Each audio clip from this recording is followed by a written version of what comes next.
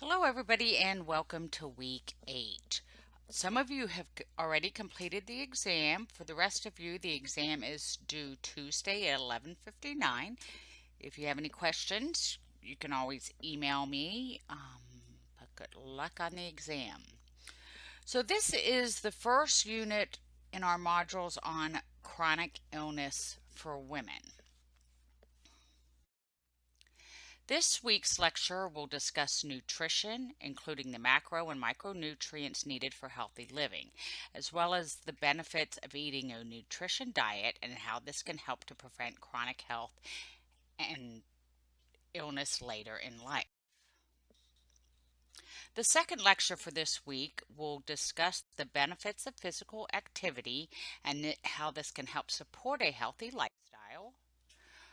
We will also discuss obesity and how the U.S. has the highest rate of adult obesity and teen obesity rates are climbing. We'll discuss what factors influence this and what long-term effects obesity might have on our health. The last lecture for this week will talk about the social cultural influences of body image. So our self-perception, how that can be distorted based on social norms, family attitudes, and personal experience, and what can happen to our physical and mental health when we have a poor body image. I think you'll enjoy all these lectures. They have a lot of great information that you can apply to your life and actually help others in your life learn better nutrition, physical activity, and how to take care of themselves. So the discussion question for this week is going to ask you to find an advertisement, either a commercial, internet ad, magazine ad, a billboard, that influences women's and men's nutrition, physical activity, or body image. Now feel free to look beyond the internet for these images. If you see an image in a magazine or on a billboard, take a picture of it. You can actually upload pictures to the discussion board as well. So when you're looking at these advertisements, I want you to think, are the references to any of these topics intentional or subliminal? What are the underlying messages that these ads are showing us? So what is the ad communicating, and is it effective in its communication or ineffective? And how could this ad impact women's health either positively or negatively? The required reading for this week is Chapter 9 in your textbook. You'll also find a report from the Surgeon General on physical activity and health. It's very short, so it's light reading.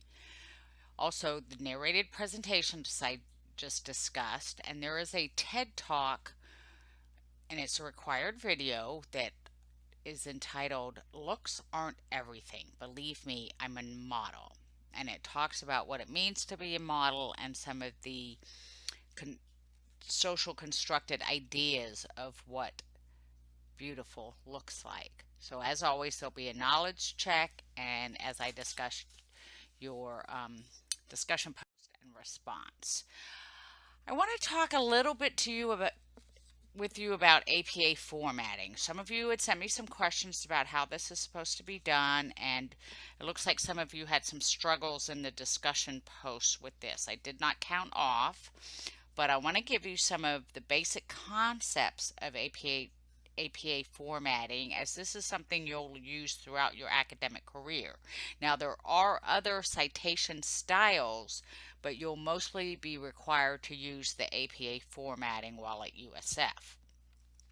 You can also contact the U.S. Writing Lab for assistance, and even go talk with a librarian if you're unsure how to actually put together a citation and reference list. So here are some examples of what in-text citations might look like for APA formatting. So if you're paraphrasing what an author says and using their name, you would put the year after their name and put that in parentheses. For this example, so it's Brown, 2007, found that college students who study are less likely to fail their exams. The second example shows a paraphrase without actually using the author's name. So some have indicated a relationship between students who do read their textbooks with passing scores on their exam. And then you would put the authors in parentheses along with the date. So these are fairly simple, and there are other notes and policies you need to follow if there's more than 6 authors, but I'm not going to give all that information to you here. I will, in another announcement, give you a link to a short APA formatting video that I think will be very helpful. But on the next, so this illustrates what a reference page might look like. So for the first entry, they list the author's last name and their initials, the year the book was written, the title of the book, and the location and publisher. The second entry is a journal article. It lists the author and initials, the year the journal article was published, the title of the article, the name of the journal where the article was published, and the volume and page numbers for that article. The next example is of an online article that did not have an author. So in that case, you would put the title of the article, the date that it was written, the source of the article, in this case New York Times, and then you would put where you retrieved that article.